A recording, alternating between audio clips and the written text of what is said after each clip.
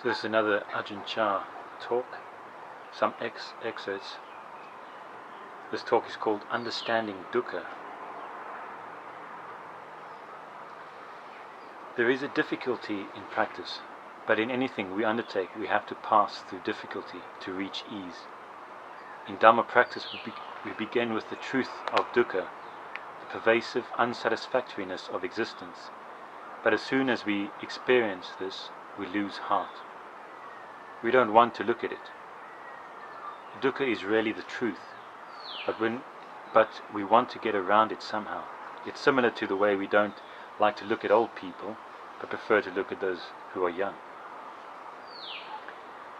If we don't want to look at Dukkha, we will never understand Dukkha, no matter how many births we go through. Dukkha is a noble truth. If we allow ourselves to face it, then we will start to seek a way out of it. Opposing our habits creates some suffering. Generally, we are afraid of suffering. If something will make us suffer, we don't want to do it. We are interested in what appears to be good and beautiful, but we feel that anything involving suffering is bad. It's not like that. Suffering is a noble truth. If there is suffering in the heart, it becomes the cause that makes you think about escaping. It leads you to contemplate. You won't sleep so soundly because you will be intent on investigating to find out what is really going on, trying to see the causes and the results. So the first thing he's saying there is, the first thing you must do in order to free yourself from suffering is suffer. If your attitude is all about avoiding suffering, the non-transparency we discussed before, then you can't free yourself from suffering, because your only concern is to not acknowledge the fact that you suffer. But then you also have the other way of suffering, but then expecting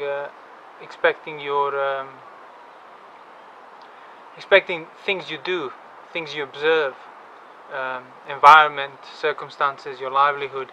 You expect those things to sort out your suffering. So you need to suffer. You need to recognize the inevitability of suffering. But then you are the one who must understand that, who must make the effort to understand the nature of it, because that's the only freedom from suffering. Not like you just miraculously get cured from suffering if you repent long enough, or if you endure the physical suffering, mental suffering long enough, everything falls into place. No. Enduring this suffering that arises on account of restraint and so on, yeah, that is the first step. But that in itself will not result in cessation of suffering. If that was so, that's what the Buddha would have said so. But no, it's the understanding of the suffering, the arising, the cessation, and so on. That's what frees you from that suffering. And that's exactly what Ajahn Chah is saying here. If you are only concerned about avoiding suffering, maintaining attitude that suffering is bad, you are never gonna acknowledge it. Acknowledge it as a necessary basis for your liberation.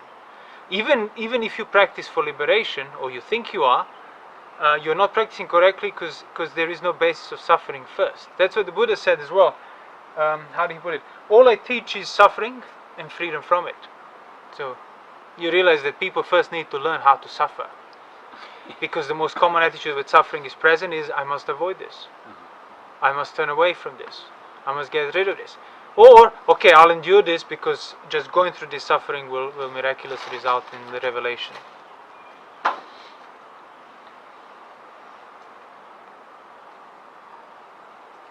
So how to suffer, how to recognize suffering, not it's how to exactly. make yourself You don't need to go seeking out the suffering, because you're already in the position of suffering. All you need to do is stop distracting yourself from it, stop ignoring it.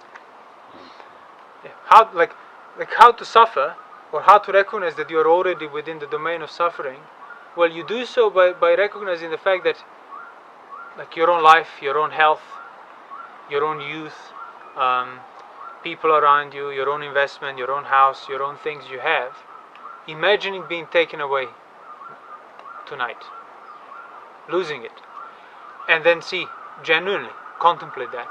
allow those thoughts to arise, to manifest themselves. And then see, are you going to be emotionally perturbed? Are you going to be affected by it? And that in itself is already suffering. So, see, you're not actually suffering in a sense of you lost everything. You just think about it. And that's already suffering. And that's exactly how people avoid that suffering, by refusing to think about it. Oh, you must not think about it because it's depressing. And that's exactly why you can't liberate yourself from what you're liable to, because you're refusing to acknowledge that you're liable to it. And also the whole, everything you're doing is you're maintaining yourself, maintaining your family, maintaining your job. Oh, absolutely, yeah. Because if you stop maintaining it, and then why are you maintaining it? Because the thought, the notion of not having it makes you suffer. Yeah, so you are on so the basis all of you're suffering. doing is trying to deal with suffering, that at the same time you're denying it's affecting you.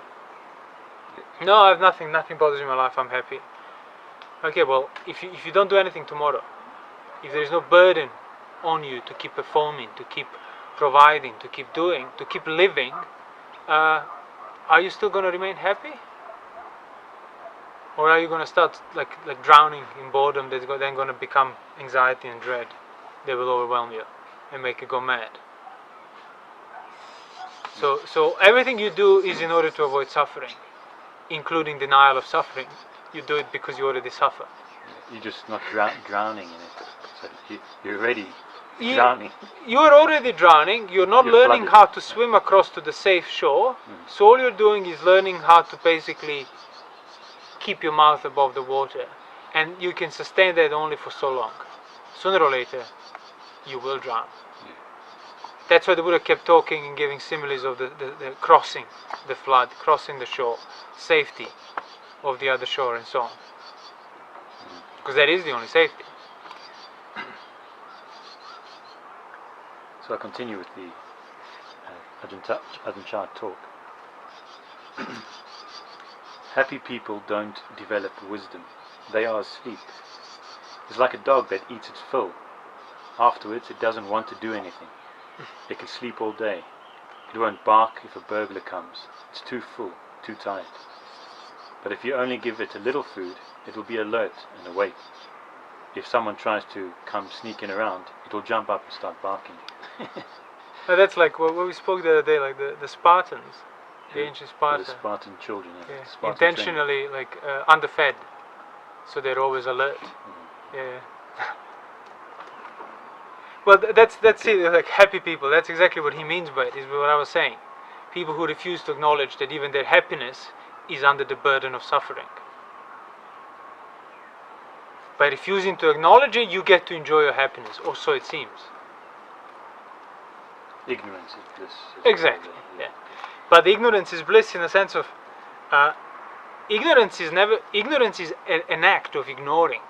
It's, as I said before many times, it's not a metaphysical lack of information or mystery. It's actually your attitude of ignoring, which means deep down you know what you're ignoring. That's why ignorance is undoable if you make the effort to undo the habit of ignoring certain truths, certain natures of your existence, certain liabilities, certain obviousness of your experience and existence. And that's why ignorance and sensuality go hand in hand. And sensuality provides you this distraction, which helps you. Distraction makes your act of ignoring effortless, because distracts and pleasure is at the end of this distraction. So me making the effort to ignore what I deep down inside already know, it becomes much easier. So it's ignorance, procrastination, all these things. It's sort of like perpetuating that same attitude of fundamental avidya, of not acknowledging certain truths, not refusing to look at it, pretending it's not there, or sometimes you can't pretend it's not there, but then I'll deal with it later. Oh, everybody dies, I'll deal with it when my time comes, and so on. But how do you think? Again, even if you stop and reflect, wait a minute, my whole life is about avoiding this. Yet here I am holding a magical belief that suddenly when it comes after 50, 60 years on this earth, I'll be able to deal with it. Yet while I could deal with it, I was refusing to deal with it because it was too unpleasant. So it's too unpleasant to think about death when you're alive, and somehow you maintain a notion that you'll be able to deal with it when it's actually occurring. If it's unpleasant to think about it, you can only imagine how unpleasant it's going to be when it's actually there.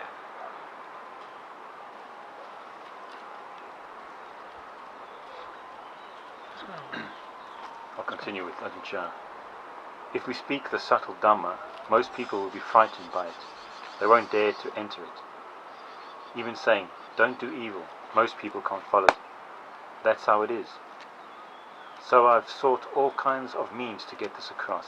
One thing I often say is, no matter if we are delighted or upset, happy or suffering, shedding tears or singing songs, never mind. Living in this world, we are in a cage. We don't get beyond this condition of being in a cage. Even if you are rich, you are living in a cage. If you are poor, you are living in a cage. You're burdened by the same liability to suffering. If you watch a movie, you're watching it in a cage. Yeah, that's exactly what I was saying. You have to realize that your happiness, watching a movie, family, successful business, is within the burden of suffering. You are caged by it. That's exactly that. So it's not like, oh, there's no happiness, everything is depressing. No, there is, but you have to look at the bigger picture. Happiness or grief, it's within the burden of suffering. It's within the liability of suffering. And that's the problem. But you maintain the attitude of ignoring that problem through taking that happiness for granted, which then means you will be avoiding of any grief and suffering for granted as well.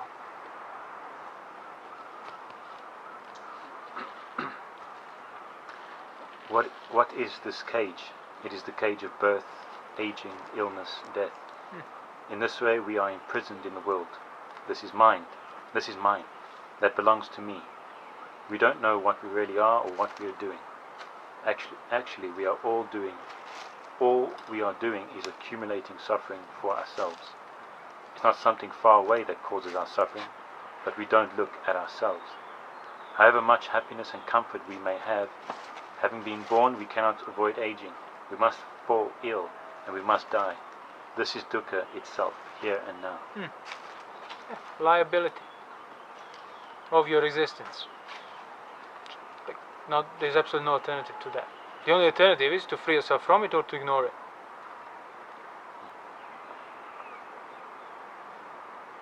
So this is some excerpts from Ajahn Chah Dhamma talk. It's called It Can Be Done.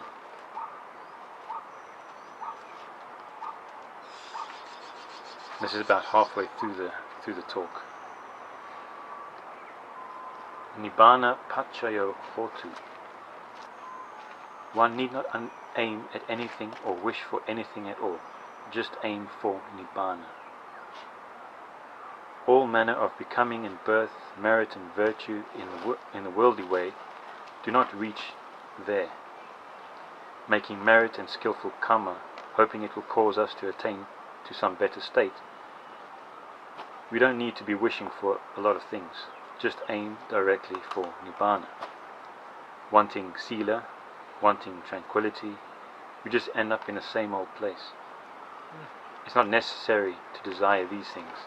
We should just wish for the place of cessation. The most important point is that while we have life, we should train the mind to be even in regard to things. We should be able to share wealth and possessions. When the time comes, we should give a portion to those in need, just as if we were giving things to our own children. Sharing things like this, we will feel happy, and we can give away all our wealth. Then whenever our breath may stop, there will be no attachment or anxiety, because everything is gone. The Buddha taught to die before you die, to be finished with things before they are finished. Then you can be at ease. Let things break before they are broken. Let them finish before they are finished. This is the Buddha's intention in teaching the Dhamma. Even if you listen to the teachings for 100 or 1,000 eons, if you do not understand these points, you won't be able to undo your suffering, and you will not find peace. You will not see the Dhamma. But understanding these things according to the Buddha's intention and being able to resolve things is called seeing the Dhamma. This view of things can make an end of suffering.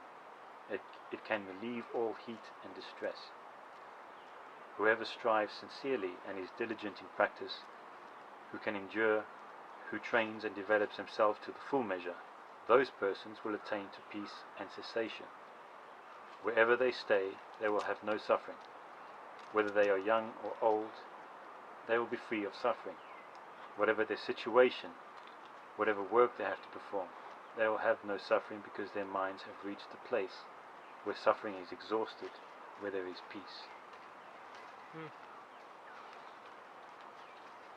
So it's the teaching is simply aim at Nibbana, go for it. Yeah. Try to understand what that is. Yeah, exactly. In order to aim at something, you need to know what it is. So I was going to say, but I decided to let you finish. That bit where it says, like, you want it, means you must know at least where to look for it. You must have some understanding. And that's the problem for most people, especially when they start the practice. You kind of, well, you start with like non-understanding of what Nibbana is, of course, but you continue, like you start making efforts, but none of those efforts are actually aimed at clarifying, like, no, hold on, let me get the idea at least what Nibbana is. Because through getting the idea, you get to know what it is and what you can do about it. But for most people, they expect Nibbana to happen on account of, their commitment to the meditation technique or something.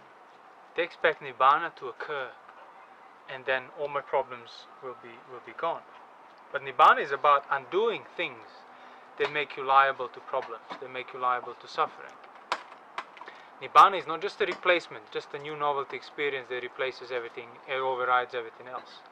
Nibbana is the experience in a sense of when you have undone all the unwholesome, all your desire, all your ill will, all your attitude of distraction and delusion, that negative experience that's left as a result of that undoing, that's what Nibbana is. That's what Nibbana is also a Dhamma, a phenomena, but it's asankata Dhamma. It's undetermined by any greed, aversion, or delusion. So people would be better off when they start practicing to think, to spend their time thinking about Dhamma than practicing their mindfulness think about Dhamma and Nibbana, then practice their mindfulness of breathing or something, which is going to be some mechanical, physical technique. You reflect on, so what is the Buddha saying Nibbana is? It's a cessation. And from a point of view of somebody who started a practice, what is the other thing that you could say it's a cessation? It's death. So is Nibbana closer, based on the Buddha's description, to what you have the idea that death is? Or is it closer to some kind of transcendental astral projection realm of your liberation? No, it's closer to death actually. Because Nibbana is against the grain of life. What's the other thing that's against the grain of life? It's death. And that's why people would freak out in the suttas when they would understand Nibbana, when the Buddha would teach. And they would say, oh, well, they will kill me, they will destroy me. And they would despair and start pulling their hair and so on. Like full-on existential dread. Because you realize, oh no, that's what it is. And the only reason you fear death, fear Nibbana, is because you refuse to give up your possession of your life. That's it. You don't have to give up your life, as in you don't have to go and kill yourself to attain Nibbana. That's nonsense. But you must give away the possession of your life, which for most people equates death, which is why it's so frightening. Die before you die. And that's what Ajahn Chah said, die before you die. And that's exactly what it means. Nibbana is closer to the death from Putujana's point of view than anything else is. Hence the Buddha himself was teaching Marananusati as the quickest, sharpest way for enlightenment, contemplation of death. It's a bit too sharp for some people, so he mellowed it out a bit, but fundamentally, that's exactly why. It directly results in liberation if you do it rightly. Because it's right. That's also why, it said, which is, I know people mystify it, but it's in the suttas where it said, somebody develops the right view, but they haven't reached the fruits of it yet. They don't do it. They do it at the moment of the death, and so on. and it's almost like a mystical, always in the moment of the death you get this light revelation. No, you reach the fruits of your right view, for example, or your arahantship at the moment of your death, because that's when Nibbana is. So your right view has already understood it. Whatever has been preventing you, maybe you were not as diligent as you should have been, but once you're going through the experience of dying, what you're going to have with yourself there is only your right view or wrong view. So if you haven't developed the right view during the life, that's why when death comes, it's too late to do anything about it.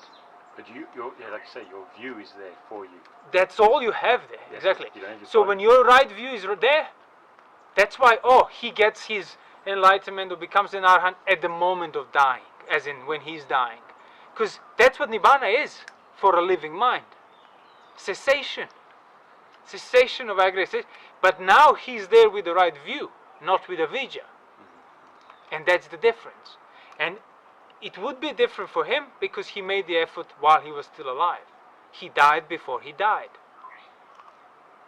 You fully remove any possessiveness, make sure everything ceases, in the sense of not you go around destroying things, but you destroy your emotional dependence upon things, including your own life, your own health, your own youth, your own family, everything. Why? Because you emulate death. When death comes, I can't even conceive a second longer holding on to these things. So you don't have to destroy the things. Just fully develop that theme of being unable to hold on to this if it decides to go away. Because if destruction of things, if throwing away your possessions frees you from possessions, then, as I said, all you have to do is take away this life to get Nibbana. But it doesn't work like that, doesn't it? Quite the opposite. You need this life in order to understand Nibbana. So you might be throwing away your possessions to simplify your life to an extent. But if you think that throwing away your possessions is bringing you closer to Nibbana, well, you're seriously deluded. Still. You realize possessions are not, your possession is not in things. It's your attitude towards the things. And that's something you can't throw away. That's why the ultimate possession of the views, and the wrong views, or the right views. Your possession is not in things. Exactly. So you will die before you die means you make sure you have removed any appropriation, any sense of ownership in regard to your experience as a whole, whatever the content of that experience is. Then, when the experience of death comes, well, there is nothing there that contradicts it. There is no assumption of possession, appropriation, control that will be directly at odds with the experience of death which denies it. So, you're at peace, even in death.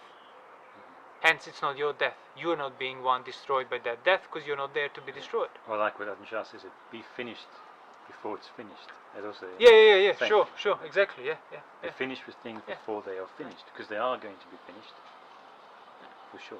That's for an arahant who is finished, who is in Nibbana, death is parinibbana. It's not even death.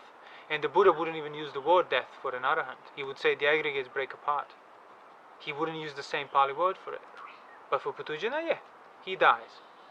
So you realize you don't die because your aggregates break apart. You die because the aggregates break apart that you're appropriating them. That's why you die. You're appropriating them and they break apart. So there is death. So that's why, arahant cannot prevent 5 aggregates from breaking apart. Cannot prevent body from withering away and dying. So if that's truly what death is, as in the mere destruction of the body, then nobody can be free from that. But it isn't. It's the appropriation of that which will be destroyed by the death or an accident or old age or sickness. That appropriation makes it death, aging, and sickness and so on. Without it, it isn't. It's just a falling apart. It's just, you can designate it whichever way you want. My cup has died. Yeah, it's just basically a change, cessation of this, something else. But if there is no appropriation, means none of it will be yours, which means you are done in regard to the 5 aggregates.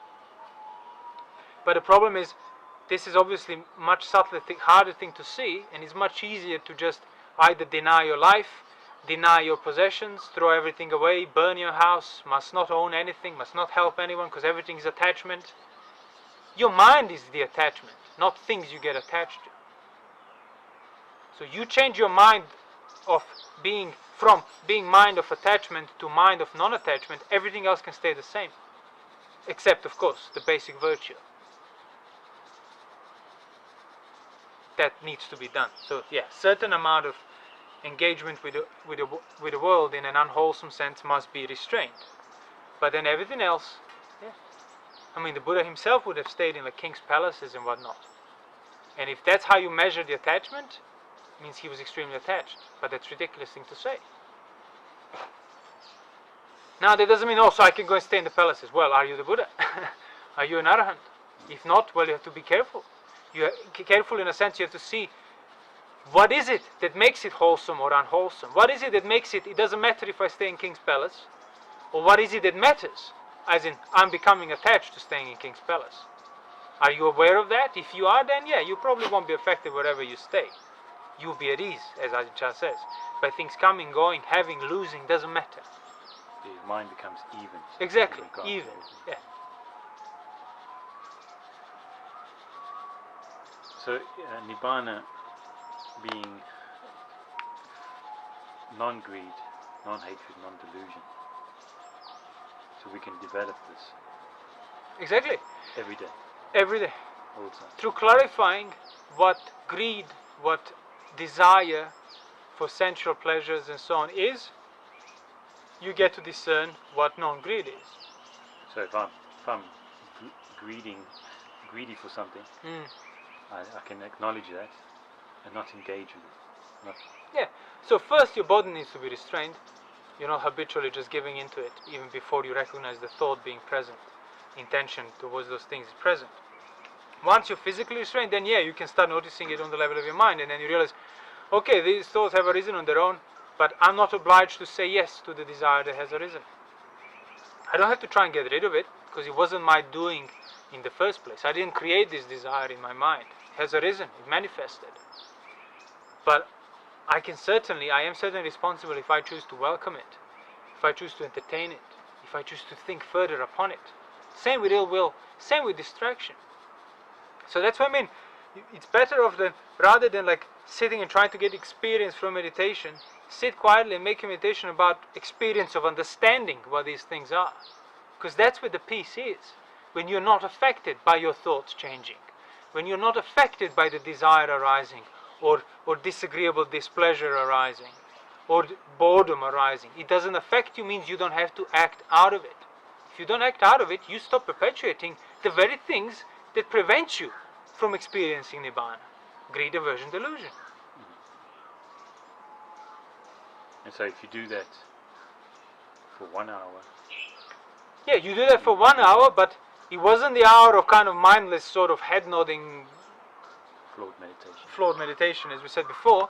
It's an hour of clarifying the meaning of these mental states, which means even when you're not in your meditation then, when you go about your life, at the back of your mind, those themes are still going to be present.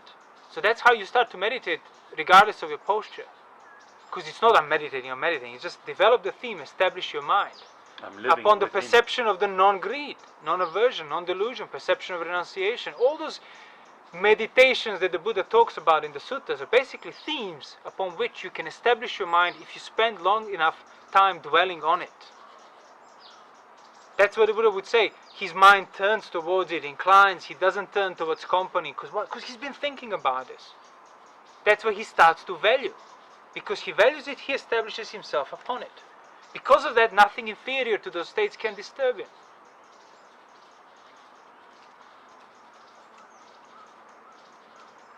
I like it, the theme of Nibbana, Yeah, that's what making your life. Oh, Nibbana is just like, wow, it's so why is it unattainable?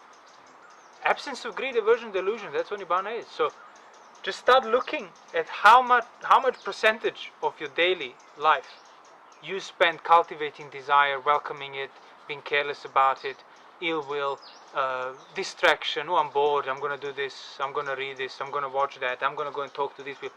And you realize, no, if I were to stop doing these things, rooted in desire, rooted in ill will, rooted in delusion and distraction, that brings me closer to Nibbana. That's closer to what Nibbana is than anything else I do on top of these things. Yeah. Even if it's going to become a monk for 60 years and whatnot. If you do that on top of your greed, aversion, delusion, you're not a step closer to Nibbana.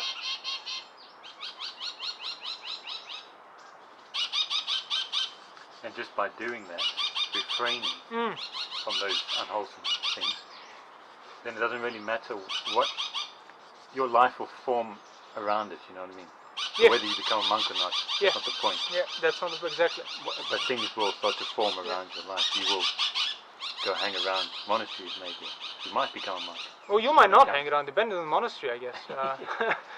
But yeah, the point is, your mind will be then inclining towards things that the Buddha was describing as the mind will be inclining to. Seclusion, non-company, renunciation, release, finding basically joy in that solitude, in that non-engagement. Not because you're afraid of engagement or you know how to deal with it. No, it's because you're contemplating the theme of Nibbana, which naturally results in this. So then when engagement comes, it won't bother you. But you will certainly not try to make it stay longer because you're actually bored on your own. No, quite the contrary. You do it as a sense of duty, you have no problem with that, but you won't be doing it a second longer for any other reason. That's what the Buddha meant. Says when like a monk whose mind is inclined towards Nibbana, seclusion practice, when he's visited by kings and retinues and other people, he would just say enough to answer their questions, but not a word longer to make them kind of linger or stay. Just, yeah, you don't want them there, basically. You don't want anyone, anywhere, around you. Because that's the whole point.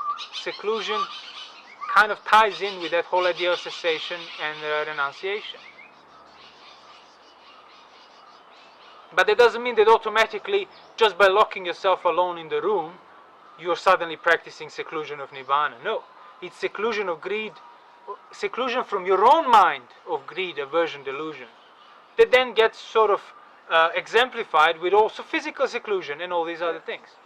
So physical seclusion can help you, but don't mistake that to be like the seclusion that results in liberation of your mind. Well, one thing for sure, company will not help either way. Unless it's a company of somebody with the right view or higher, but then in that case, they wouldn't want to have you near them. Why would they associate with Putujana? You just got to be honest with yourself. Is this causing more greed? More Exactly. Why am I going for this now? Is it because I'm just trying to like get away from stuff? What stuff? Is the stuff I'm trying to get away unwholesome? Okay, if it's unwholesome, it's fine. Just wanted to get away. But if it's not unwholesome, then like, why am I trying to get away from it? Why am I bothered by it? You have to realize that the responsibility for your own suffering is only on you. Which means responsibility from liberation of your own suffering will be also only on you. Circumstances do not make you suffer. It's your own attitude in regard to circumstances that makes you suffer. So this is another, well, this is still from that talk, It Can Be Done, Ajahn Chah. A few more excerpts. This is from the beginning of the talk. When it comes to taking precepts, for example, a monk will proclaim the precepts and the lay people will vow to undertake them. Don't misunderstand what is going on. The truth is that morality is not something that can be given. It can't really be requested or received from someone. We can't give it to someone else. In our vernacular, we hear people say, the venerable monk gave the precepts, and we received the precepts. We talk like this here in the countryside, and so it has become our habitual way of understanding. If we think like this, that we come to receive precepts from the monks or on the lunar observance days, and that if the monks won't give the precepts, then we don't have morality, that is only a tradition of delusion that we have inherited from our ancestors. Thinking in this way means that we give up our own responsibility, not having firm trust and conviction in ourselves. Then it gets passed down to the next generation, and they too come to receive precepts from the monk, And the monks come to believe that they are the ones who give the precepts to the laity. In fact, morality and precepts are not like that. They are not something to be given or received.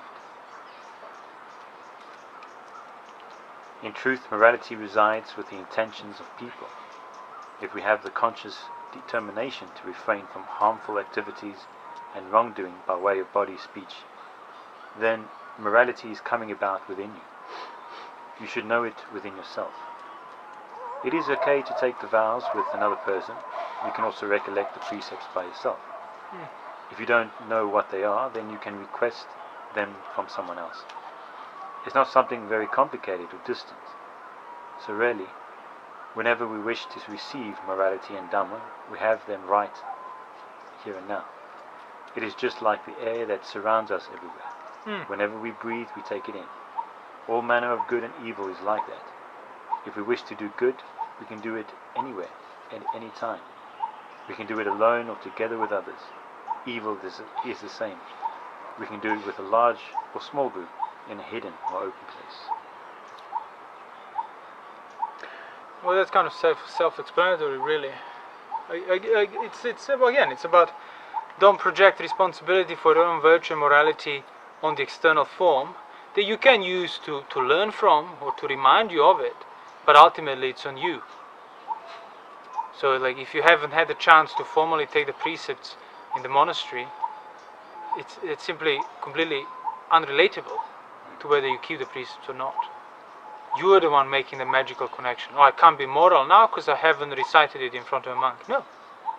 You recite it to remind yourself what you should be doing whether you recite or not, which is keep the precepts. 5 precepts is what the Buddha said distinguishes humans from animals. I'll continue a little bit there, because what you just said now. Ajahn Chah says, morality, this is something that we should consider normal for all humans to practice. Yeah, exactly. A person who has no morality is no different from an animal.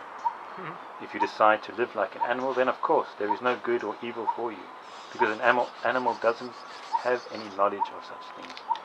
A cat catches mice, but we don't say it is doing evil, because it has no concept of knowledge of good or bad, right or wrong. These beings are outside the circle of human beings. It is the animal realm. The Buddha pointed out that this group is just living according to the animal kind of actions. Those who understand right and wrong, good and evil, are humans. The Buddha taught is Dhamma for humans.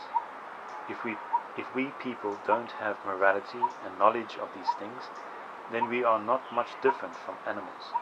So it is appropriate that we study and learn about them and make ourselves able.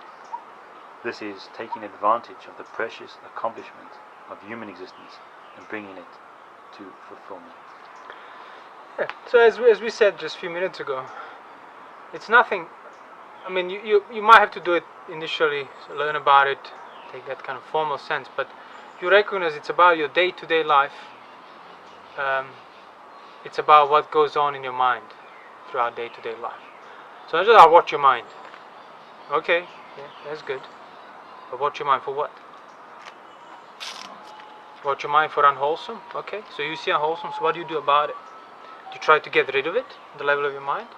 But that kind of implies you're in control of your mind. You're in control of what arises in your mind. You have say in it. But do you? Not according to the Buddha, whereby mind and the thoughts is just another sense. Mind wants to think. Eyes want to see. So that's not on you.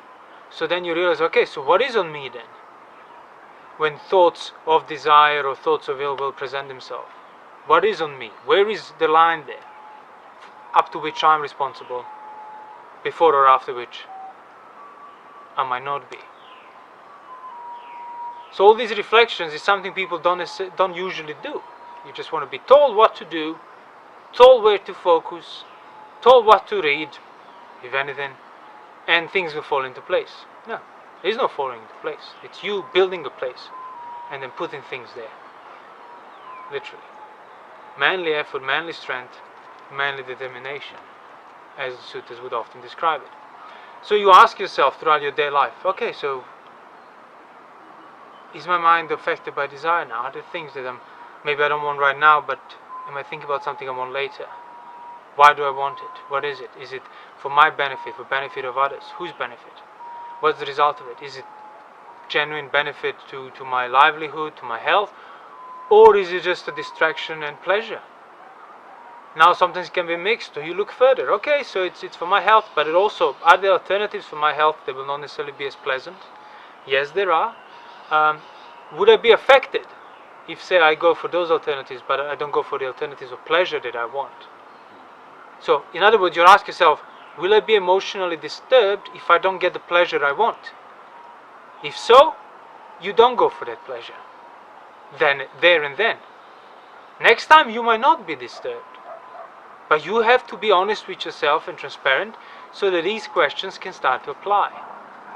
And that's why I keep saying, like, don't necessarily rush to give the answer, because it's not about the answer, it's about becoming a question yourself. Because that's how you start to question your own existential attitude. You know, like the expression, like, oh, let that sink in. Like, don't rush, just let it sink in. That's exactly what you're doing. You bring out the theme through a question, but you don't rush answering it. Just let it endure, even for a day or two. Let it be on your mind. That's a theme you're developing for a day or two. That's already a form of samadhi. It's sinking in, that particular thing you're reflecting. Why? Why do I prefer this over that? Why do I fear this? Why is this a problem? Either way, it all comes down to, am I emotionally affected by these things? Does this pleasure emotionally make me angry? Make me lash out? Does pleasure emotionally make me crave for it? Make me go for sensuality? Does neutral feeling emotionally make me sort of just turn to oblivion and distraction? If so, you don't cultivate that. But it doesn't mean you try to get rid of everything and stop everything. So you recognize responsibility is not for the thoughts that have arisen. Responsibility is for acting out of it, for welcoming it, as I said before, for entertaining it, as the Buddha describes so many times. So that's what you do.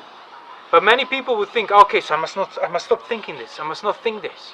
I have thoughts of sensuality. I must stop thinking that. Yeah, you must stop indulging that, but you must also stop trying to get rid of it in a sense of that you are the master controller of it in the first place. Because that becomes your form of engagement with it, trying to negate it. That's why you remain bound to it. Because it wasn't your doing, the arising of those thoughts. But in order to arrive at the point where you can start seeing those thoughts in your mind like that, you must develop virtue and like restrain your physical actions and your speech. Which means you must toughen up, basically. Through that restraint and renunciation, you must develop some standards that you're able to withhold the pain, withhold discomfort without acting out of it right away. Because sensuality is uncomfortable. That's why it's so enchanting. Because not just that you avoid the initial hit of discomfort of not getting the sensuality you want, but down the line provides you with pleasure on top of it. So it feels like win-win. But it isn't it? Because fundamentally you still act out of trying to avoid the pain. Ill will is uncomfortable. If you're not able to hold it without acting, without saying something, how can you then see your thoughts being entertained in regard to it? You can't. So that's what I mean. You need to toughen up. By toughening up, you develop confidence that you know you won't be acting out of it. Which means you leave yourself no other choice but to deal with the suffering that you have trapped and enclosed within yourself.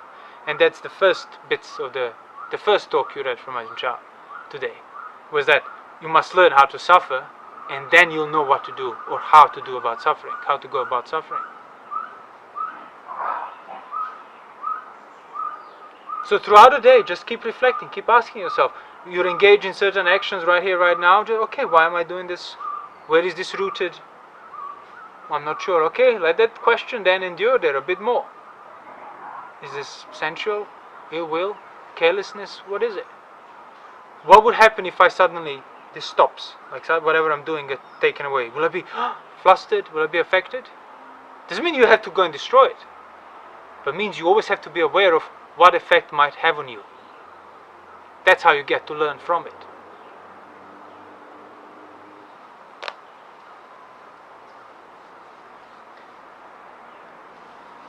I'll read a short verse. I think it's related. In terms of striving. You're saying toughen up. Right. You need to toughen up. It's from the Theragatha 3.5 by a disciple of the Buddha named Matanga, the son of Matanga. So his verse says this: it's too cold, too hot, too late, they say. When the young neglect their work like this, opportunities pass them by.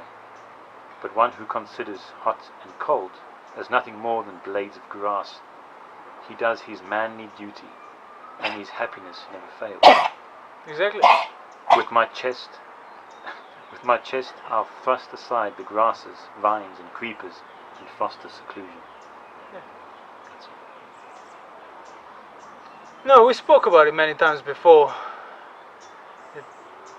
Modern world, especially Western world.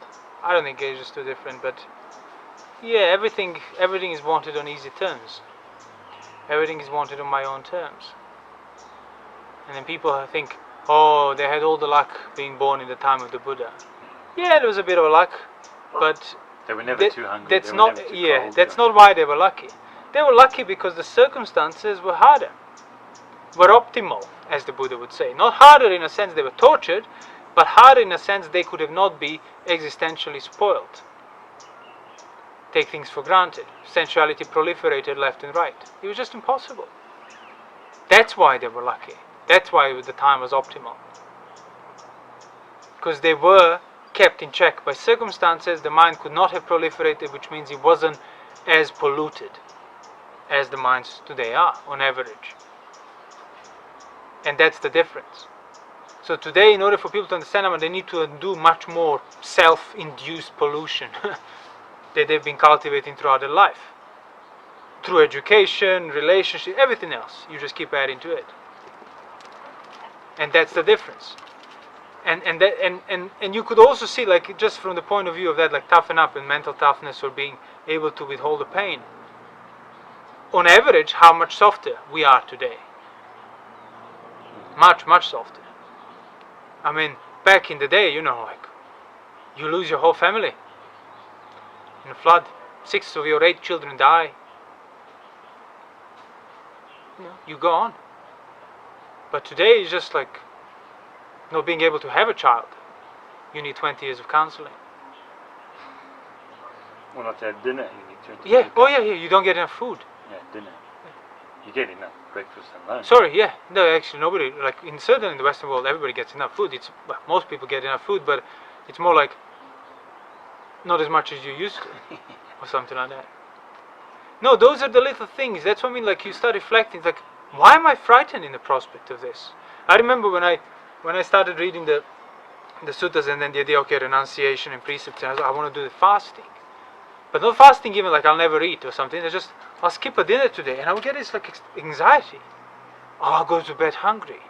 I mean, I was only about 16, 17. But still, I'm thinking, you're not going to die. You ate twice that day, maybe even more, I don't even remember. I just decided to skip the habit of dinner. And my mind was freaking out.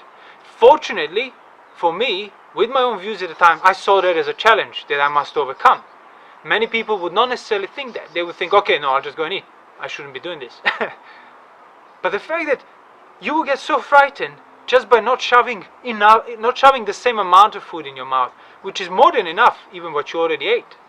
For sustenance, macronutrients, everything is already covered, yet you're still freaking out for not eating what you're used to. That's what I mean, you're existentially spoiled. Like, the threshold of what you deem is necessary is far too inflated than what actually is necessary. So that's why, yes, circumstances, simplification of many things in today modern life it's more likely going to result in good than in bad. Even if they don't take it further in terms of practice Dhamma and everything else, it's certainly going to prevent depression and all sorts of modern ailments that kind of plague the Western world. Because everything bothers you because you're too soft. That's where the guidelines, the precepts, they're there. You can find them easily. Absolutely, yeah. Just take those on. And it's been around even after, not necessarily like in Stoicism and all these other, it was the same. People realize that if you start to like practice the degree of self-restraint, you develop certain strength. That the whole apathy, the word apathy from apatheia, the Greek, I think it's Greek, Latin, Greek, literally means indifferent, means equanimous, means even in regard to anything that comes your way. Now, of course, there is the ultimate evenness of arahantship, but even the relative evenness is a good place to start or something to strive for. There were those suttas where the Buddha described those the two kingdoms, and says why this kingdom will always win is because they sleep on wooden pillows, they bathe in cold water, they wake up before the sun. They wake up before the sun. Yeah. They're always vigilant, live on that kind of physical hardship to a degree, which keeps them sharp. So see, Putujana cannot necessarily decide, oh, I'll make myself wise, or I prevent myself from proliferating. But Putujana can certainly recognize that circumstances can play the part in his mind proliferating towards sensuality or ill will. So then he prevents the circumstances from spoiling him. And that's what those kingdoms, they would always win, do. Those were the values that they cherished. Yeah, you put them in the environment of getting after the sun, bathing with soft, nice, scented, warm water, they will go the same way. Human mind is the human mind. Universal nature is the same. But you recognize the circumstances, so you prevent yourself from ending up in that way. As in, you take responsibility for it. Oh, it's not my fault that warm water makes me soft. It's not my fault that soft pillow makes me lazy in the morning. Well, it is. Yeah, it's not your fault that softness of your pillow results in softness of your body, but it's your fault to choose that. They will then result in the softness of your body and being unable to bear the elements. But for a lot of people don't even know about these things nowadays. No. You know, it's like it's...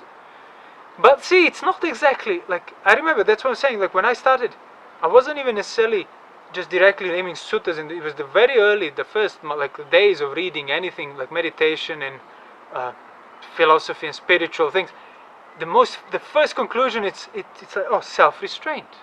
Yeah. I can't be smoking, drinking, going around partying and expect to develop mental. No, you have to, it was just the most natural, immediate conclusion, which I think many people have at the back of their mind, but they might, go at great lengths to cover it up, and then try to sort of twist and bend and have it all.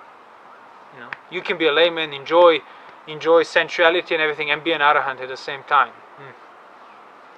Wish you all the best with that.